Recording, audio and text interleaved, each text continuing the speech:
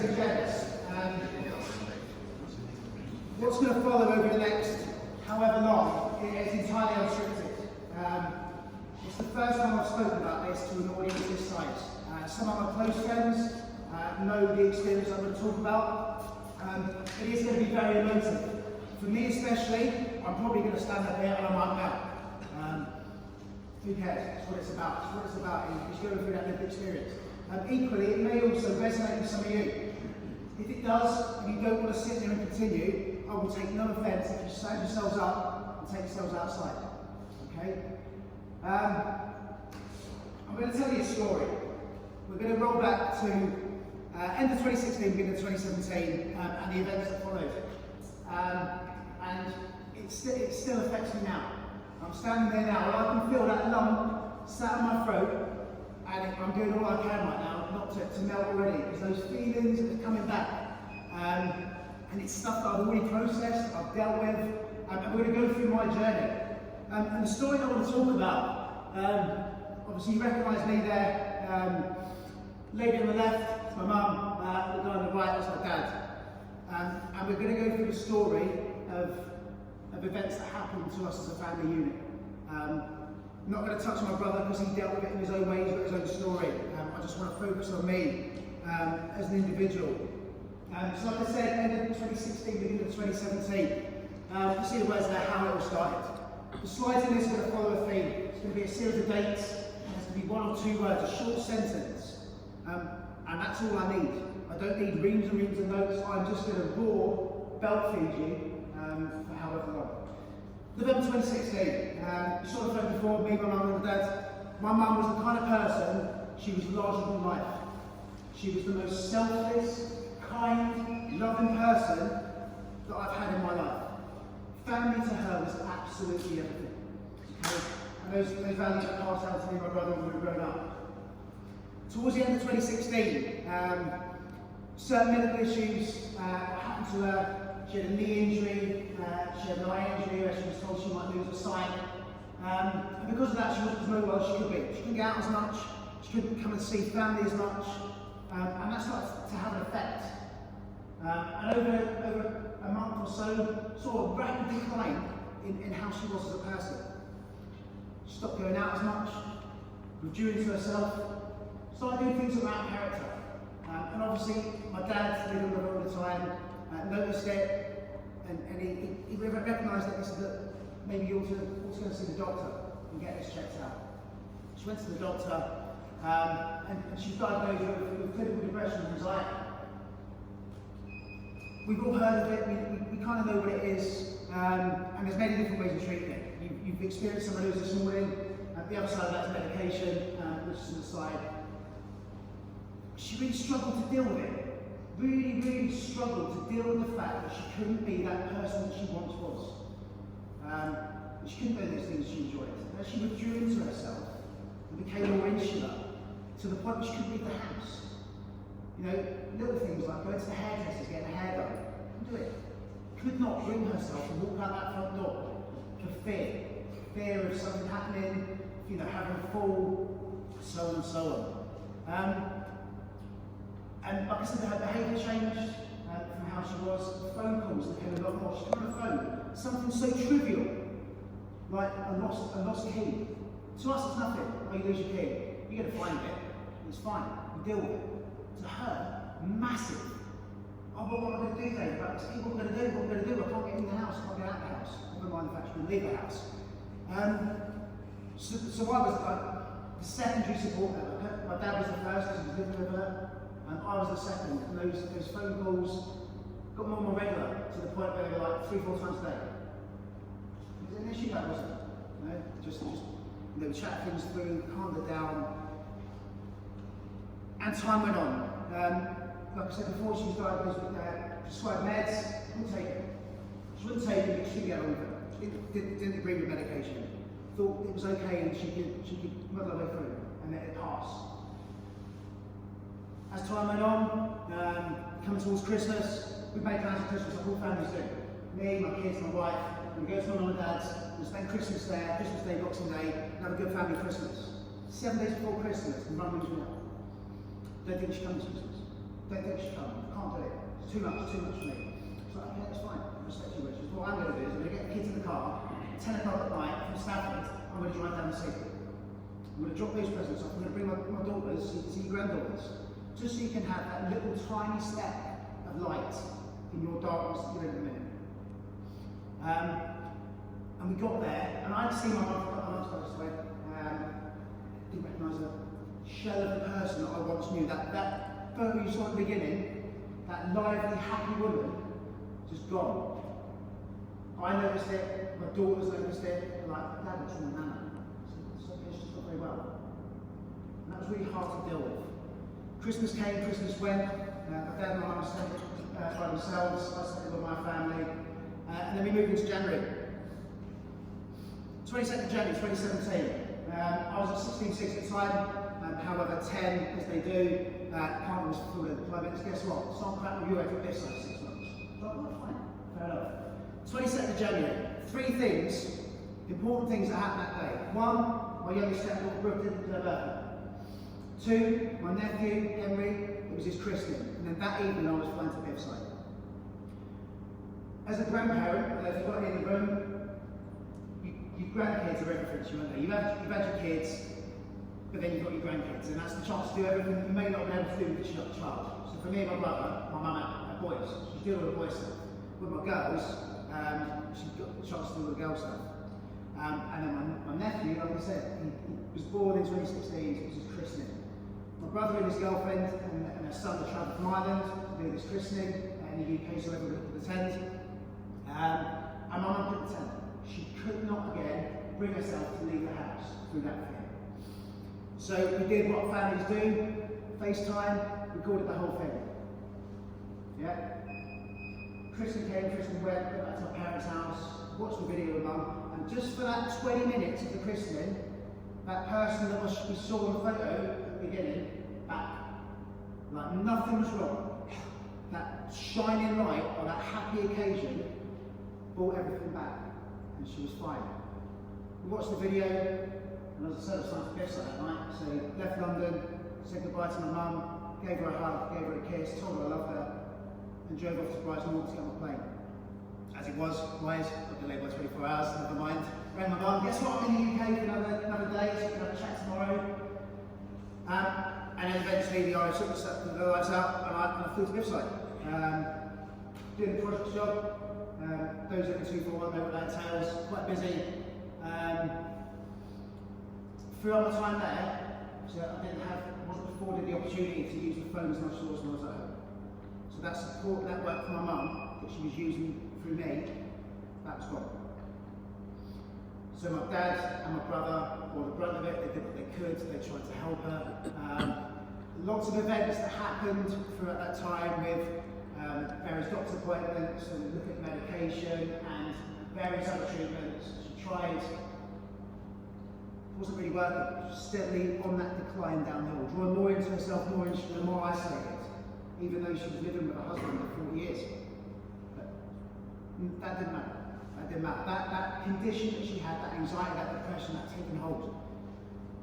And then we move on. 26th of April 2017. Elation. Right, it's a very, very strong word, very positive word. So I spoke to my mum that night, on the 26th of April 2017.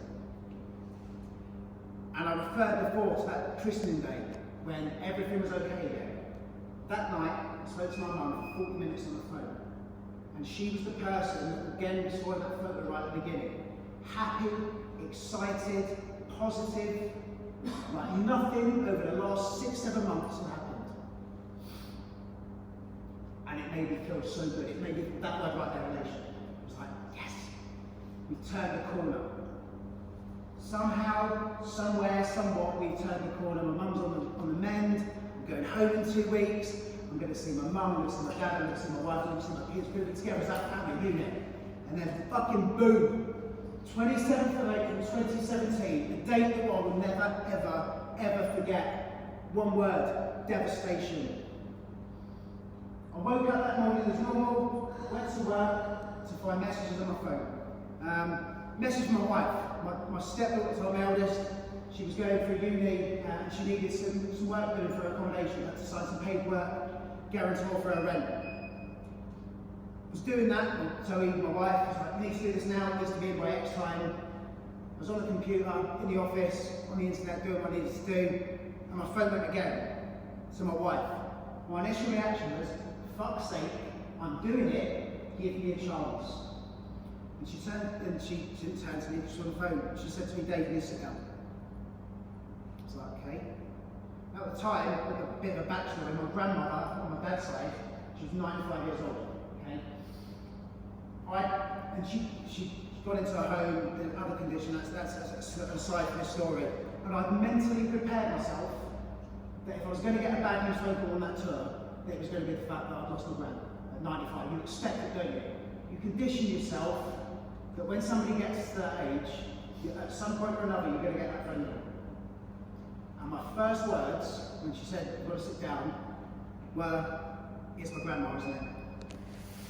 And Zoe, bless her, it's the hardest thing she said out to do. She turned around to me, she said, no, Dave, it's your mum. I was like, what do you mean? Is she okay? She said, no, she's dead. Fucking devastation. So, and I didn't find out these events till later, but this is going to be broad brush. If you do get affected by this, then walk out. Now, that morning, my dad had done what he'd normally done on a Friday morning. He kissed my mum goodbye, and he'd gone off to do some shopping.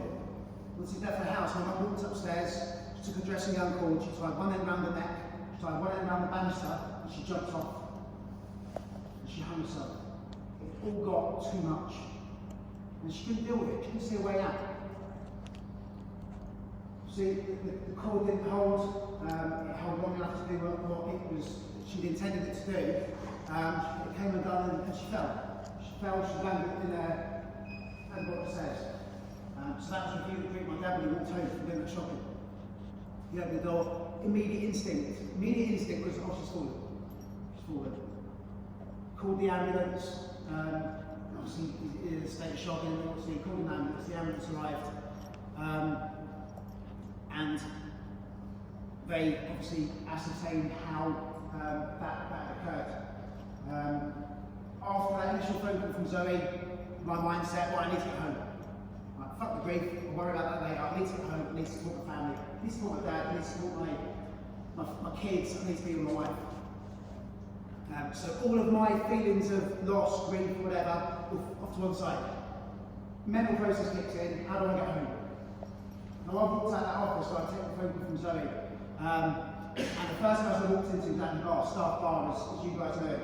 I fell into his arms, I was melted, absolutely melted. Tears came, wails came. You know, you cannot prepare yourself for something like that. Absolute devastation. As it was, Biff's side, the welfare team really good. Got me on a flight the next morning. Which leads us to 2017, going home. Those of you who've been to Biff's side know it's like a 19-hour flight. In a seat, with nowhere to go, with no outlet, and fuck me, 19 hours, your mind gets working. Your mind just goes into absolute overdrive. You question yourself, you question, did I do enough? Was there anything I could have done? I'll be honest, I don't remember a lot of it. I remember being in tears a lot on that flight, not ashamed to say it. And anyway, I got home, and I mentioned my kids before, and so we had to break the news that my mum had passed away. And I said to her, I said, look, I'm not going to put you through this, you're not going to have to tell our daughters on their own that they're lost in that. We'll save it, we'll do it tomorrow. So I got home, and that leads us to the 29th of April 2017, 2 days after my mum took her own life. When I had to sit down with my daughters, 9 and 7, breaking news of the loss of man. We didn't go into detail, the 9 and 7, they don't need to know the ins and outs of how she passed away. Just that Nan's had a fall, she slipped down the stairs, and she's gone to heaven. And single worst day, what I can see it now in my eyes and talk about it, my 7-year-old daughter just absolutely crumbling in front of me. She cried for 5 hours straight. And it was heartbreaking. Not least the fact that I was going through the grief of losing my mum. but kept second-hand ingredient from my daughters because they didn't have to process something like that at 7. You go from having, the most important, second most important woman in your life after your mum to suddenly just gone, snuffed out. So we went through that. We told my daughters, and then so we made plans to go to London the next day.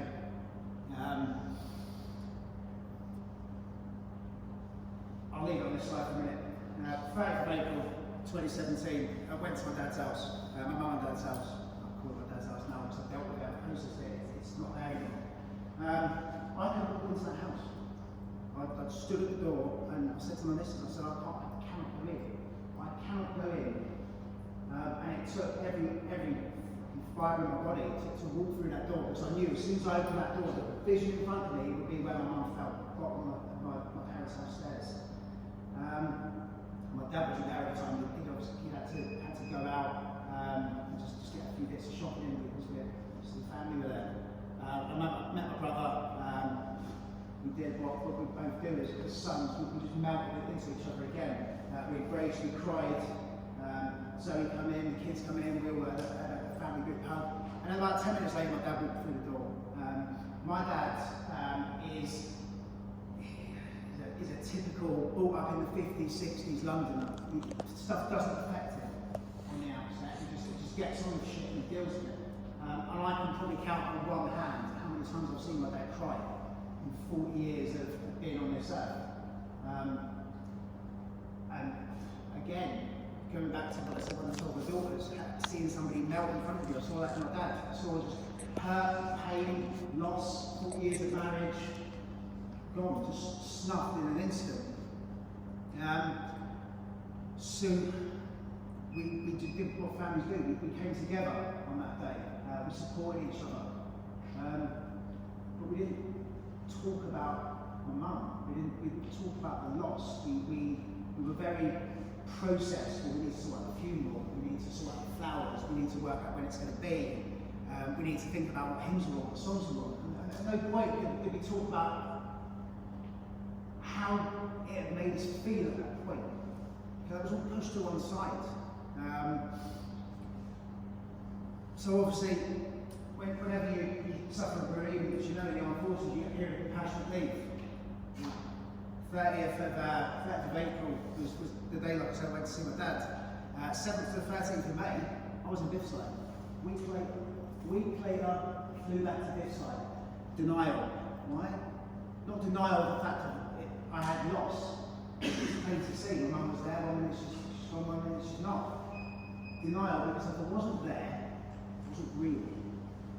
If I just put my professional sergeant, senior engineer with the Corps Signals head on, I need to go back, I need to do my handover taker, but I need to make sure that my incumbent from my post is going to be in a good place. Yeah, that was my outset. On the outside, professional soldier, I'm going to do my handover and I'm going to finish my tour. On the inside, absolute turmoil. I can't describe how I was feeling inside because I didn't feel anything. I did, couldn't process it. Couldn't process how to deal with that loss. Before, from not there goes the goes. Anyway, did my handover, came back, had another bit of leave, went back into work for a week, into my actual job at Stafford, and just followed that denial again. If I'm away from the house, if I don't talk about it, if I'm not around my wife and kids, then it's not there, it's not real. 17th of May 2017, goodbye. That was the day of my funeral. Really difficult. Really difficult day. Not least because I was saying goodbye to my mum, but because I had to stand up in front of the church for about 150 people and deliver a eulogy because my dad didn't have the strength to do it. So I said, right, Dad, don't worry about it. I'll take it. Still to this day, no idea how I got through it. Didn't shed a tear throughout the eulogy, and I don't know how, because every fibre of my body just wanted to melt into that floor. Every fibre of my body wanted to scream and shout, why the fuck did you do that to me? Why have you abandoned me? Why have you taken the decision at the time, because I was in that stage of grief where you're fucking angry. Why did you abandon me? Why did you leave us like this? Why did you do it? And I really struggled to answer those questions. And that kind of leads us on to May to September 2017. May to September 2017, if you speak to my wife and you ask me what I was like as a husband, fucking shit. Absolute shit. Went to work at 7 o'clock in the morning, came home from work at 6 o'clock at night, didn't see each other throughout the day. When I was at home, didn't talk, didn't open up. No elements of our relationship suffered massively. I couldn't have pulled any further away from my family if I tried, because I was following that denial. If I don't talk about it, it doesn't affect me. And it wasn't until about September 2017 that I started to process things. My missus turned around to me and said, "What are you doing? Why are you pushing us away? Why aren't you supporting us? Why aren't you supporting yourself? Why aren't you dealing with it? Why can't you just take that minute and process what you've been through so we can move forward as a family?" And that really struck a chord with me, because she was like, "I don't know how much longer I can do this." At this point, we've been married for 12 years, so 2 daughters together and 3 stepkids. And she needed me to just stop being a dick. Right? Use your family as a support. Open up. Realise that it's okay not to be dealing with this by yourself. You're not a superman. You're not a superhuman. We all think we are. As men, as soldiers, as husbands, as fathers, we all think we're the shit. And we can just crack on with anything and nothing bothers us. And actually it does. It really does. And November 2017, facing up self-closure. My missus banged on about, she said, "You need to go get some counselling. You need to get some counselling to try and deal with this." Well, I didn't subscribe to that at the time. I thought, no, it's not going to do any good, because I don't want to talk to a stranger that doesn't know anything about me, doesn't know my business. I want to deal with it as a family unit. And eventually she was like, nags, and eventually you say, "All right, just for a while." And I did, and I'll tell you what, it was the best thing I could have done. The best thing I could have done was just go into that room and talk to somebody that was completely disconnected, who passed no judgment about my feelings, who passed no judgment about what I talked about and how I acted and how I'd been towards my family. And I took that decision to just word vomit for about 3 hours, like I'm doing now. Like I said, this is not scripted, this is just the world according to Dave and how I felt. Self-care. Start looking after myself a bit more. Start being a bit more mindful of my family, and not just worry about me and how I'm feeling, but worry about how my wife's feeling, because she went through loss too. My kids went through loss, my dad and my brother, and all the other members of my family that had a connection to my mum. And the last word on their closure, you never truly get closure. Yeah, you learn how to deal with it, you learn how to cope with it. It still affects me now. 27th of April rolls around every year. I'm a bit of a mess, I'm not gonna lie, because all the memories on my Facebook come up of pictures, picture boards of my mum and her life. And the same in November, the 27th of November, it's my mum's birthday.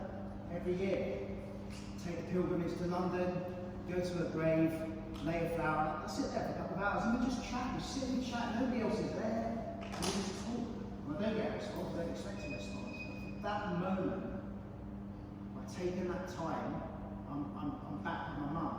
I've got fucking 40 years old. You know, I still love my time with my mum. And for those couple of hours, I get that time.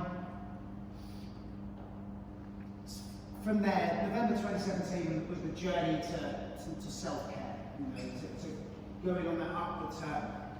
Most of you have been in 241 for a while, so you know I used to be a welfare officer. Why don't I become a welfare officer?